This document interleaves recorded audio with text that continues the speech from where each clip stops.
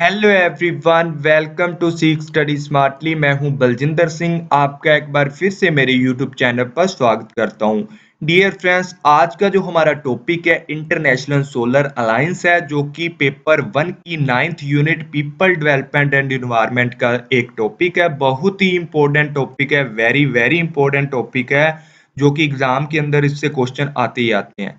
तो dear friends, जिन्होंने अभी तक मेरा यूट्यूब चैनल सब्सक्राइब नहीं किया, जल्दी से जल्दी यूट्यूब चैनल सब्सक्राइब कर लीजिए, बेल आइकन को दबा लीजिए, ताकि आपको हर टॉपिक जो भी वीडियो बनाता हूं उसका नोटिफिकेशन मिलता रहे। तो डियर फ्रेंड्स, आज हम करने वाले हैं इंटरनेशनल सोलर अलायंस।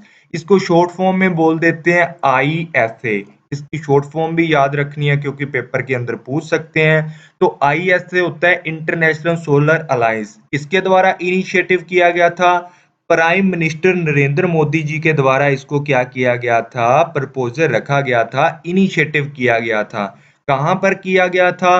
पेरिस के अंदर एक कॉन्फ्रेंस हुई थी, United nation climate change conference हुई थी, जिसको शॉर्ट फॉर्म में हम लोग बोल देते हैं UNCCC बोल देते हैं। United nation climate change conference के अंदर किसके द्वारा लिया गया था? प्राइम मिनिस्टर नरेंद्र मोदी जी के द्वारा ये इनिशिएटिव लिया गया था।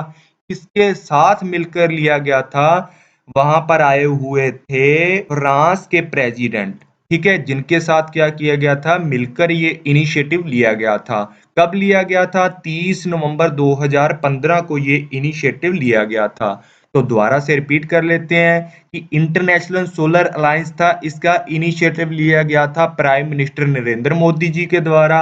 कब लिया गया था? 30 नवंबर 2015 को लिया गया था। कौन सी कॉन्फ्रेंस हुई थी? United nation climate change conference हुई थी, जहां पर फ्रांस के प्रेसिडेंट भी आए हुए थे। उनके साथ ज्वाइंटली मिलकर इंटरनेशनल सोलर अलायंस के लिए क्या किया गया था? इनिशिएटिव लिया गया था। ये कौन सी समिट थी? इंडिया अफ्रीका समिट थी, जहां पर ये कॉन्फ्रेंस हुई थी। ठीक है, तो आगे देख लेते हैं। इसके अंदर मेन मोटिव क्या है? नॉन रिन्यूएबल एनर्जी को चेंज करना है। किसके अंदर? रिन्यूएबल एनर्जी के अंदर। मतलब जो भी हमारी नॉन रिन्यूएबल एनर्जी कौन सी होती है, जिसको हम यूज कर लेते हैं उसके बाद उसको दोबारा यूज नहीं कर सकते, जैसे लकड़ी या कोयला हो गया, ठीक है, कोयला हो गया, इसको हम यूज कर लेते हैं, क्या बन जाती है? राख बन जाती है। लेकिन जब हम क्या करते हैं, रिन्यूएबल रिसोर्सिस को यूज करके एनर्जी को प्रोड्यूस करते हैं, जैसे सोलर पैनल लगा देते हैं घरों के ऊपर, तो डेली क्या होता है, सूर्य चमकता है और ये हमें क्या देती हैं? एनर्जी देती हैं, और ये बिजली बनाती हैं। ठीक है, तो इनका जो इनिशिएटिव था, इसका जो मेन मोटिव था, क्या था कि नॉन रिन्यूएबल एनर्जी रिसोर्सिस की जगह पर आपको क्या करना है? रिन्यूएबल एनर्जी रिसोर्सिस को यूज करना है। वो क्या है? सोलर एनर्जी को यूज करना है। उसके बाद देखते हैं इसके अंदर जो कंट्रीज मेंबर थी, जो इस अलायंस के अंदर कंट्री मेंबर थी, कौन सी थी? जिसके पास क्या थी? सोलर कैपेसिटी ज्यादा थी, या ऐसा लगा लो कि जो सोलर रिसोर्सिस रिच कंट्री थी, मतलब जहां पर सूर्य ज्यादा चमकता है। सनशाइन कंट्री बोल सकते हैं, ठीक है, सनशाइन कंट्री बोल सकते हैं, जहां पर सूर्य ज्यादा चमकता है, जहां पर प्रोड्यूस करने की कैपेसिटी, सोलर एनर्जी प्रोड्यूस करने की कैपेसिटी है, क्या है? हाई है। ठीक है, वो कंट्रियां क्या थी? इंटरनेशनल सोलर अलायंस की मेंबर थी। और दूसरी बात इसके अंदर बता रखी है कि जो भी हमारा सस्टेनेबल डेवलपमेंट गोल थे, इसके अंदर भी हेल्प की जाती है, किसके द्वारा? इंटरनेशनल सोलर अलायंस के द्वारा। इसको इंस्ट्रूमेंट माना जाता है, ISA को, इंटरनेशनल सोलर अलायंस को इंस्ट्रूमेंट माना जाता है, किसका? सस्टेनेबल डेवलपमेंट गोल को कंप्लीट करने के लिए हेल्प होती है इसके द्वारा। कैसे हेल्प होती है? पिछली वीडियो में मैंने करवाए थे, मिलीनियम डेवलपमेंट और सस्टेनेबल डेवलपमेंट गोल करवाए थे, जिसके अंदर सस्टेनेबल डेवलपमेंट गोल के अंदर 7 पॉइंट क्या था हमारा? क्लीन और एफोर्डेबल एनर्जी का था। और 13 नंबर पॉइंट कौन सा था? क्लाइमेट एक्शन का था। तो इसके अंदर क्या होता है कि क्लीन एनर्जी भी प्रोड्यूस हो रही है, और साथ में क्या है? क्लाइमेट है, जो हमारा इन्वायरमेंट है, उसको साफ सुथरा भी रखा जा रहा है, कोई पोल्यूशन नहीं होता। किसके द्वारा? सोलर एनर्जी के द्वारा।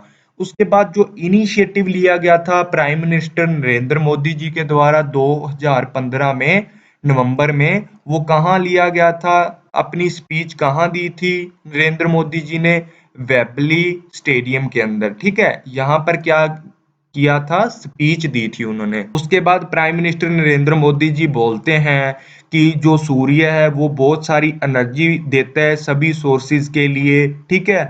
इसके अंदर क्या करना चाहिए? आने वाले टाइम के अंदर हम लोगों को सोलर एनर्जी को ज़्यादा यूज़ करना चाहिए ताकि हमारा जो भी इन्वायरमेंट है वो साफ सुथरा रह सके और जो ग्लोबल वार्मिंग की प्रॉब्लम है उसको भी कम किया जा सके। तो हमारे सस्टेनेबल डेवलपमेंट गोल हम लोगों ने 2030 तक रखे हैं, वो भी क्या किया जा सके? पूरा किया जा सके। इसके अंदर मैंने बता दिया कौन सी कंट्रीज आती हैं। सनशाइन कंट्रीज आती हैं जहां पर सूर्य ज़्यादा चमकता है और सोलर रिच एनर्जी देने में वो कंट्री क्या है? ज़्यादा माहिर है, जहाँ वहां पर सूर्य की जो चमक है, जो गर्मी है, वो ज़्यादा है। ठीक है, कौन कौन सी दो मतलब ट्रॉपिस के अंदर ये कंट्रीज आती हैं? Trophy of cancer, trophy of Capricorn, ठीक है। ये दो जो हमारी कंट्रीज हैं इस ट्रॉपिस के बीच में आती हैं। Trophy of cancer, trophy of Capricorn इनके बीच में आती है और इनका मेन मोटिव क्या है? ज्यादा से ज्यादा क्या करना है? यूटिलाइजेशन करना है एफिशिएंट तरीके से सोलर एनर्जी का, ताकि जो हमारा पोल्यूशन है उसको कम किया जा सके, जितने भी हमारे गोल्स हैं उनको ज़्यादा से ज़्यादा अचीव किया जा सके। और जो भी हमारी हम लोग डिपेंड हैं किसके ऊपर? नॉन रिन्यूएबल रिसोर्सेज के ऊपर जो डिपेंड हैं, जैसे फॉसिल फ्यूल्स हो गए, इसके अंदर बहुत सारी चीजें आती हैं। इनके ऊपर हमारी जो डिपेंडेंसी है उसको कम किया जा सके, मतलब इसके ऊपर जो हम निर्भर हैं उसको कम से कम किया जा सके, और जो हमारे रीन्यूएबल रिसोर्सेज हैं उनको ज़्यादा यूज़ किया जा सके, मतलब सोलर एनर्जी का ज़्यादा यूज़ किया जा सके। अब फॉसिल फ्यूल्स क्या होते हैं? इसके अंदर क्या आता है? ऑयल आता है, ठीक है, पेट्रोल, डीजल, मतलब ऐसी चीजें जैसे कोल हो गया, ठीक है, नेचुरल गैस होगी या न्यूक्लियर होगी, ठीक है, मतलब ऐसी चीजें जो ज्यादा से ज्यादा क्या करती है? धुआं करती है, कार्बन निकालती है, मतलब ब्लैक धुआं निकालती हैं। ऐसी चीजों को कम से कम यूज करना है। और दूसरी बात, ये एक बार यूज होती है, नॉन रिन्यूएबल रिसोर्सेज है फॉसिल फ्यूल के अंदर, इनको कम से कम यूज करके, रिन्यूएबल रिसोर्सेज को यूज करके, सूर्य की एनर्जी को यूज करके क्या करना है? हम लोगों ने ज्यादा से ज्यादा एनर्जी को प्रोड्यूस करना है। उसके बाद बात करते हैं कि मोदी जी ने बोला है कि इसके अंदर सन रिच जो कंट्रीज हैं उसको इंक्लूड किया जाता है। अब जो मैंने पीछे ये बात बताई है कि Tropic of Cancer, Tropic of Capricorn जो कंट्रीज है उनको क्या बोला जाता है? सूर्य पुत्रास बोला जाता है उनको, ठीक है।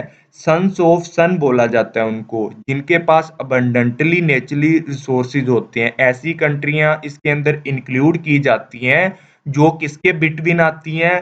Tropic of Cancer and Tropic of Capricorn, जहां पर क्या होता है? 300 से भी ज्यादा दिन जो सूर्य है चमकता है, मतलब ऐसी कंट्रीज इसके अंदर इंक्लूड की जाती है जहां पर 300 से भी ज्यादा दिन जो सूरज है, मतलब पूरा साल जैसा ही सूरज वहां पर रहता है, ठीक है।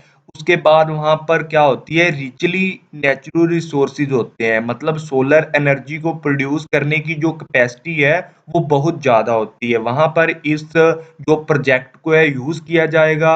और जो trophy of Cancer and Tropic of Capricorn के अंदर जो कंट्रीज आती हैं उनको क्या बोला जाता है? सूर्य पुत्रास बोला जाता है, इंग्लिश के अंदर सन्स ऑफ सन बोला जाता है।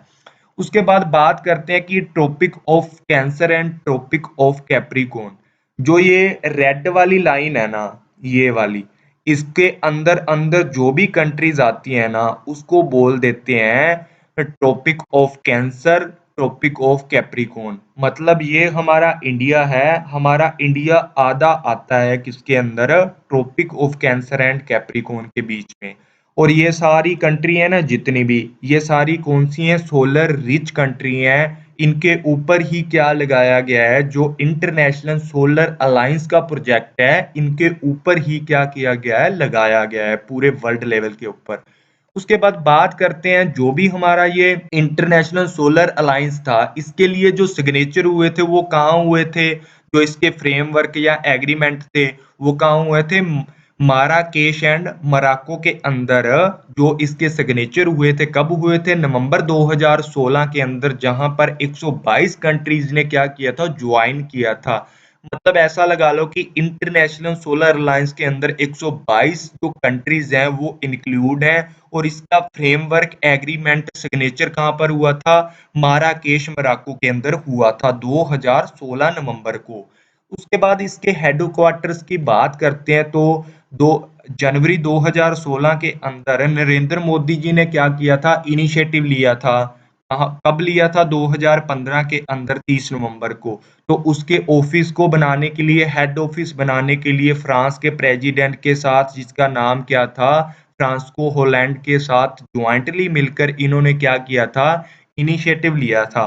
ठीक है, तो इन्होंने क्या किया था, एक हेडक्वार्टर बनाया है इंडिया के अंदर नरेंद्र मोदी जी ने।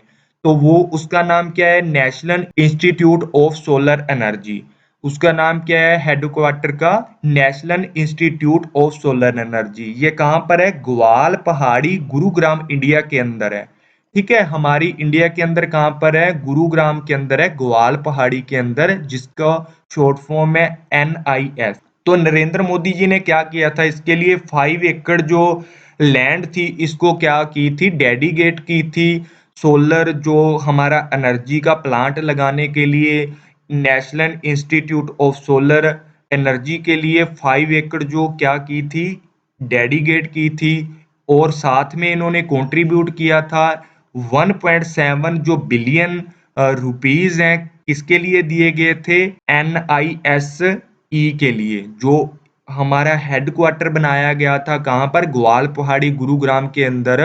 उसके लिए क्या किया गया था, 1.7 जो कि 27 बिलियन के बराबर होता है। तो इसके लिए किसने दिया था, मोदी जी ने 5 एकड़ क्या दिया था, लैंड दिया था हेडक्वार्टर बनाने के लिए। साथ में इन्होंने 1.7 बिलियन जो कि 27 मिलियन के बराबर होते हैं, 5 सालों के लिए दिए गए थे। किसके लिए दिए गए थे, national institute of solar energy के लिए। साथ में क्या किया गया था, 500 ट्रेनिंग स्लॉट भी प्रोवाइड किए गए थे ताकि रिसर्च की जा सके, अच्छे अच्छे मतलब विलेज के अंदर जाके यहाँ क्या किया जा सके, ज्यादा से ज्यादा सोलर एनर्जी को प्रोड्यूस करने के लिए जो रिसर्च एंड डेवलपमेंट का काम है स्टार्ट किया जा सके। और अदर कंट्री अगर मेंबर बनना चाहती हैं तो उनको भी क्या करेंगे, ये 500 ट्रेनिंग स्लॉट के अंदर ही क्या किया जाएगा, मैनेज किया जाएगा। साथ में इसके अंदर 27 बिलियन दिए गए थे, किसके लिए दिए गए थे, इंटरनेशनल सोलर अलायंस के लिए दिए गए थे। ठीक है, जो भी ये इंस्टीट्यूट बनाया गया था सोलर एनर्जी का।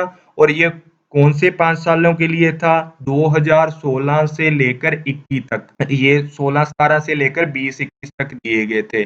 और इसमें से 16 बिलियन जो मनी थी, डॉलर थे, 16 मिलियन डॉलर है जो क्या कर दिए गए हैं, डोनेट कर दिए गए हैं। जो ये 27 मिलियन था ना, इसमें से 16 मिलियन नरेंद्र मोदी जी ने डोनेट कर दिया गया है, किसके लिए, इंटरनेशनल जो सोलर अलायंस बनाया है हमारा। उसके बाद जो हमारा इंटरनेशनल सोलर अलायंस है ना, इसका सेकंड नाम क्या है, international agency for solar policy and application, IASPA इसको बोला जाता है, international agency for solar policy and application इसको क्या किया जाता है, बोला जाता है। इसका जो मेन मोटिव था वही है कि फॉसिल फ्यूल है इसकी, जो हम लोगों ने इस पर निर्भर कम रहना है और ज्यादा से ज्यादा क्या करना है, सोलर एनर्जी को प्रोड्यूस करना है और reduce dependency on fossil fuel. जो भी हमारी फॉसिल फ्यूल के ऊपर निर्भरता है उसको कम करना है और सोलर एनर्जी को ज्यादा से ज्यादा प्रोड्यूस करना है। और जो इंटरनेशनल सोलर अलायंस था ये ना ट्रीटी बेस्ड है। ठीक है, इंटर गवर्नमेंटल ऑर्गेनाइजेशन, मतलब आपस में साथ मिलजुल कर काम करने वाला है। जो भी ट्रॉफीज आती है ना इसके अंदर, trophy of cancer, trophy of Capricorn, वो सारी ट्रॉफीज हैं जो भी कंट्री हैं इसके अंदर आती हैं, इनके बिटवीन आती हैं। वो सारी कंट्री आपस में क्या करती हैं, मिलजुल कर काम करती हैं। और इसके अंदर ना अदर कंट्री भी मेंबर बन सकती हैं पर उनका वोटिंग राइट नहीं होता। मतलब जो तो trophy of Cancer and Capricorn के बीच में आती हैं। वो सारी कंट्री जो 122 कंट्री इसकी मेंबर हैं इंटरनेशनल सोलर अलायंस की, वो तो वोटिंग राइट रखती हैं, परंतु यदि कोई और भी कंट्री इसके अंदर क्या करना चाहती है, बेनिफिट उठाना चाहती है, वो उठा सकती है। पर साथ में इसका क्या चक्कर है कि वो क्या कर सकते हैं, मैनेजमेंट के अंदर किसी भी प्रकार का डिसीजन नहीं ले सकते। इन्वेस्टमेंट कर सकते हैं अपनी साथ में मिलकर, पर जो मैनेजमेंट डिसीजन है वो इसके अंदर सिर्फ ट्रॉपिक कैंसर एंड कैप्रिकॉर्न वाली कंट्रीज हैं वो ही ले सकती हैं। ठीक है, इसको क्या बोला जाता है, वर्ल्ड वाइड कोऑपरेशन बोला जाता है। ये किसके ऊपर बेस्ड है, वर्ल्ड वाइड कोऑपरेशन के ऊपर बेस्ड है, मतलब आपस में मिलजुल कर काम करना है इनको जो भी करना है। और इसका मेन जो फोकस है सोलर पावर यूटिलाइजेशन है, मतलब ज्यादा से ज्यादा सूर्य की एनर्जी को क्या करना है, यूटिलाइज करना है, ताकि जो भी हमारी कंट्रीज है वो उनका इन्वायरमेंट है ना, क्लाइमेट चेंज है वो अच्छा रहे, इन्वायरमेंट के अंदर ज्यादा दिक्कत ना आए, ज्यादा पोल्यूशन ना बढ़े। ठीक है, लो कार्बन ग्रोथ पाथ को क्या करना है हम लोगों ने, इन ज्यादा से ज्यादा बढ़ावा देना है, मतलब जहां पर क्या हो, धुआं वगैरह कम हो, मतलब ऐसा रास्ता बनाना है हम लोगों ने वर्ल्ड लेवल पर, ताकि जो भी हमारा पोल्यूशन है कम हो, लो कार्बन ग्रोथ हो, ऐसा पाथ बनाना है हम लोगों ने। मतलब फॉसिल फ्यूल जो भी हम यूज करते हैं ना, ऐसे रिसोर्सेज जो धुआं करते हैं, कार्बन करते हैं, ब्लैक धुआं देते हैं, वो कम करके ना लो कार्बन ग्रोथ पाथ को बनाना है। ठीक है, उसके बाद बात करते हैं इंडिया ने इसके लिए क्या क्या इनिशिएटिव लिए, नरेंद्र मोदी जी ने और क्या क्या इनिशिएटिव लिए। इन्होंने ना, नरेंद्र मोदी जी ने बोला है कि मैं ना 100 गीगावाट 100 गीगावाट क्या करना है, इन्होंने प्रोड्यूस करना है। किसके द्वारा प्रोड्यूस करना है, सोलर एनर्जी के द्वारा। कब तक प्रोड्यूस करना है, 2022 तक।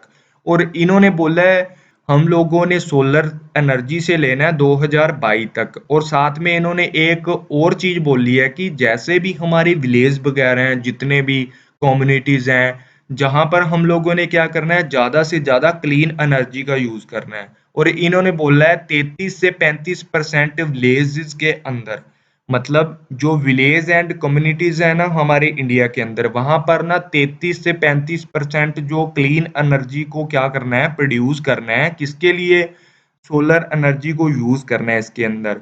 और जैसे स्ट्रीट लाइट लगी होती है ना सड़कों पे, विलेज में भी आजकल सूर्य पैनल वाले वो लाइट्स वगैरह आ चुकी हैं। तो 33 से 35% है ना, सोलर पैनल से क्या करना है, विलेजेस एंड कम्युनिटीज में क्या करनी है, एनर्जी प्रोड्यूस करनी है। और साथ में बोला है कि जो हमारी 100% इलेक्ट्रिसिटी हम यूज करते हैं ना, उसमें 40% क्या करना है, 40% किससे प्रोड्यूस करनी है, सोलर पैनल से। मतलब ऐसी सोर्सेज को यूज करने हैं जो नॉन फ्यूचल्स हैं, जो रिन्यूएबल हैं, लार्ज हाइड्रो एंड न्यूक्लियर, ऐसी चीजों को यूज करके एनर्जी को प्रोड्यूस करना है। जितने भी हमारे फॉसिल फ्यूल है ना, उनको कम करके सौर पैनल को ज्यादा से ज्यादा यूज करना है। और हमारी 100% जो एनर्जी है ना, उसमें 40% इलेक्ट्रिसिटी कहाँ से लेंगे, सौर एनर्जी से लेंगे। इनका जो स्लोगन है ना वो क्या है कि affordable, reliable, sustainable and modern energy को यूज करना है सभी चीजों के लिए। किसका स्लोगन है ये, इंटरनेशनल सोलर अलायंस का। और दूसरी बात मैंने एक बुक के अंदर भी पढ़ी है और इंटरनेट पे भी मैंने पढ़ी थी ना, कि एक जो हमारा सन है ना, सनलाइट के द्वारा एक दिन में ना इतनी एनर्जी प्रोड्यूस कर सकते हैं हम लोग कि एक साल पूरे वर्ल्ड को वो एनर्जी चल सकती है। मतलब सूर्य की एक दिन की एनर्जी से हम लोग पूरे वर्ल्ड को एक साल तक चला सकते हैं। पर हम लोग क्या करते हैं, एनर्जी को कैप्चर नहीं कर सकते, मतलब सूर्य की एनर्जी को कैप्चर नहीं कर सकते, परंतु सूर्य इतनी एनर्जी देता है एक दिन में कि पूरा वर्ल्ड एक साल तक उसको यूज कर सकता है। उसके बाद बात करते हैं असेंबलीज की। किसकी असेंबली है, इंटरनेशनल जो सोलर अलायंस है उसके लिए जो असेंबलीज की गई थी। तो फर्स्ट असेंबली कब की गई थी, फर्स्ट असेंबली का नाम था वर्ल्ड फ्यूचर एनर्जी समिट। ये कहाँ पर की गई थी, आबू धाबी के अंदर की गई थी। ठीक है, 2018 के अंदर जनवरी में की गई थी। और इंडिया ने इसके लिए क्या किया गया था, 350 मिलियन सोलर डेवलपमेंट फंड दिया गया था इस असेंबली के लिए। मतलब जो इंटरनेशनल सोलर अलायंस है ना, इसकी असेंबली, फर्स्ट असेंबली में 350 मिलियन सोलर डेवलपमेंट के लिए क्या किया गया था, फंड दिया गया था। और नंबर 2 पे जो असेंबली थी वो कहाँ पर की गई थी, वो अक्टूबर 2019 न्यू दिल्ली में की गई थी, जिसके थ्रू क्या बनाया गया था, national institute for solar energy बनाया गया था, जिसके लिए क्या किया गया था, 5 एकड़ जो लैंड थी मोदी जी ने प्रोवाइड की थी। और इसी दौरान क्या हुआ था, Eritrea and Saint Kitts and Nevis जे कंट्री, नई कंट्रियों ने क्या किया था, इंटरनेशनल सोलर अलायंस के मेंबर बने थे। उसके बाद बात करते हैं, नरेंद्र मोदी जी ने यहाँ ही अपनी स्पीच में कहा था कि जो हम 175 गीगावाट एनर्जी प्रोड्यूस करेंगे ना, उसमें से कैसे कैसे एनर्जी जो रीनेबल रिसोर्सेज से प्रोड्यूस करनी है। 175 गीगावाट जो एनर्जी है ना, वो कहाँ से प्रोड्यूस करनी है, सारी की सारी रीनेबल रिसोर्सेज से प्रोड्यूस करनी है। साथ में इन्होंने क्या किया था, नरेंद्र मोदी जी ने 28 करोड़ एलईडी बल्ब थे ना जो डिस्ट्रीब्यूट किए थे। इन्होंने बोला था भी 3 सालों में अगर ये चीज हम लोग यूज करेंगे ना, 128 एलईडी बल्ब, तो 2 मिलियन हमारी क्या होगी, बचत होगी। और 4 गीगावाट मतलब 4 गीगावाट इलेक्ट्रिसिटी हमारी क्या होगी, बचेगी। एक मतलब 3 सालों के अंदर अगर 28 करोड़ एलईडी बल्ब यूज करते हैं ना, तो 3 सालों में 2 बिलियन और 4 गीगावाट इलेक्ट्रिसिटी की हमारी क्या हो सकती है, बचत हो सकती है। उसके बाद इन्होंने बोला था कि जो मैं 175 गीगावाट एनर्जी बनाने वाला हूँ ना इंडिया के अंदर, उसमें से 100 गीगावाट एनर्जी मैं सोलर पैनल से लूंगा, मतलब सोलर एनर्जी का यूज करूंगा। तो देख लेते हैं, 175 गीगावाट के अंदर 100 जो गीगावाट थी, 100 गीगावाट सोलर पैनल से ली गई थी, 60 गीगावाट विंड पावर से ली गई है, और 10 गीगावाट कहाँ से ली गई है, बायोमास से ली गई है, और 5 गीगावाट क्या है, स्मॉल स्मॉल हाइड्रो पावर से ली गई है। और 100 गीगावाट है जो इसमें से ना 60 गीगावाट यूटिलिटी से ली गई है। मतलब ऐसी जगह पर सोलर पैनल लगाने हैं, जो ये प्लेट होती है ना सोलर पैनल की, ऐसी जगह पर लगाने हैं कि हमारी कोई भी मतलब ऐसी जगह पे लगानी है, जैसे ये तिरछी लगा रखी है ना, हम लोग ये छत के ऊपर चल भी नहीं सकते। मतलब ऐसी फ्री जगह पे लगानी है जहां पर हमारी जो पूरी जगह है ना, वो यूटिलिटी हो सके। मतलब ये तो है रूफ टॉप, ये पूरी छत को कवर कर लिया। अब छत के ऊपर क्या है, जो हमारी रूफ है ना, ये छत के ऊपर हम लोग क्या काम वगैरह नहीं कर सकते, या कोई सामान वगैरह नहीं रख सकते, या टहल भी नहीं सकते ज्यादा। लेकिन ऐसी जगह पे लगानी है जो हमारी घर होते हैं, नए घर बनाते हैं, उसके सामने जो छेजे होते हैं, ठीक है, वहां पर हम लोग क्या कर सकते हैं, 60 जो गीगावाट यूटिलिटी हम कर सकते हैं वहां पर, ज्यादा से ज्यादा सौर पैनल लगा के, ताकि जो हमारी जगह है वो भी हमारी यूटिलिटी के अंदर आ जाए, ज्यादा से ज्यादा हम लोग एनर्जी को, सोलर एनर्जी को प्रोड्यूस कर सकते हैं। उसके बाद बात करते हैं इनिशिएटिव। इनिशिएटिव ना कौन कौन से लिए गए हैं और पार्टनरशिप कौन कौन सी की गई है इसके अंदर। जो इंटरनेशनल सोलर अलायंस था, वर्ल्ड बैंक के साथ मिलकर इन्होंने एक इनिशिएटिव लिया था। कौन सा लिया था, ग्लोबल सोलर एटलस बनाया गया था, जिसके अंदर क्या होता है, जो कहाँ पर बनाया गया था, वर्ल्ड फ्यूचर एनर्जी समिट हुई थी आबू धाबी में, वहां पर क्या बनाया था, एक ग्लोबल सोलर एटलस बनाया गया था, जो किस चीज को फाइंड आउट करता है, जो भी हमारी पोटेंशियल लोकेशन है ना, मतलब ऐसी लोकेशन जहां पर सूर्य की कैपेसिटी ज्यादा है, या ऐसे देशों को ढूंढता है, या हमारे इंडिया के अंदर ऐसी जगह को ढूंढता है जहां पर ज्यादा गर्मी हो, या ऐसे वर्ल्ड लेवल पर ऐसी कंट्री को ढूंढता है जहां पर सौर पैनल की जो कैपेसिटी है ज्यादा है। तो पोटेंशियल जो कंट्रीज हैं उसको आइडेंटिफाई करता है, ताकि वहां पर भी सोलर पावर के जो प्लांट हैं उनको लगाए जा सके जाके। ठीक है, उसके बाद इन्होंने ये बोला था कि ज्यादा से ज्यादा हम लोग मिलियन ऑफ डॉलर को बचा सकते हैं अगर सौर पैनल को यूज कर सकें। वर्ल्ड बैंक ने बोला था ऐसा जब ग्लोबल सोलर एटलस को बनाया गया था। उसके बाद अदर ऑर्गेनाइजेशन है जो किसके टाइप के हैं, इंटरनेशनल सोलर अलायंस के टाइप के हैं। तो पहले नंबर पे कौन सा है, इसको बोल सकते हैं इंटरनेशनल एनर्जी एजेंसी। उसके बाद कौन सा है, अरीना। अरीना के अंदर क्या है, International Renewable Energy Agency. REEEP REEEP को क्या बोलते हैं, Renewable Energy and Energy Efficiency Partnership. इन तीनों को अच्छे से याद कर लेना है।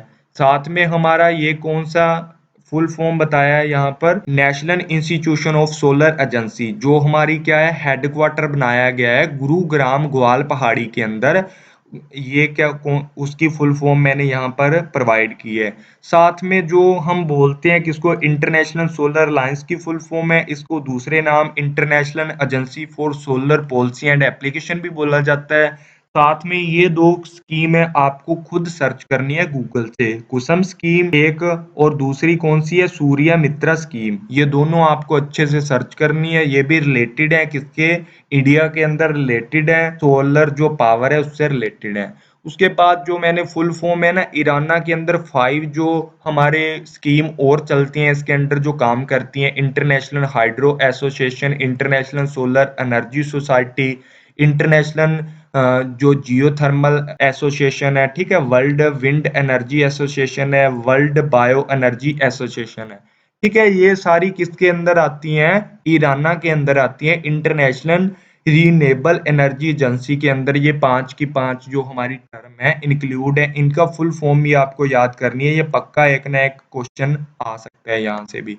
साथ में हमारी एडवांटेज क्या हो सकती है इंटरनेशनल सोलर अलायंस की, हमें क्या है अभी, इंटरनेशनल जो एनर्जी है, जो हमें सोलर एनर्जी है ना, वो रिचली अवेलेबल है। मतलब ऐसा तो है नहीं सूरज की चमक खराब हो जाएगी, मर जाएगी।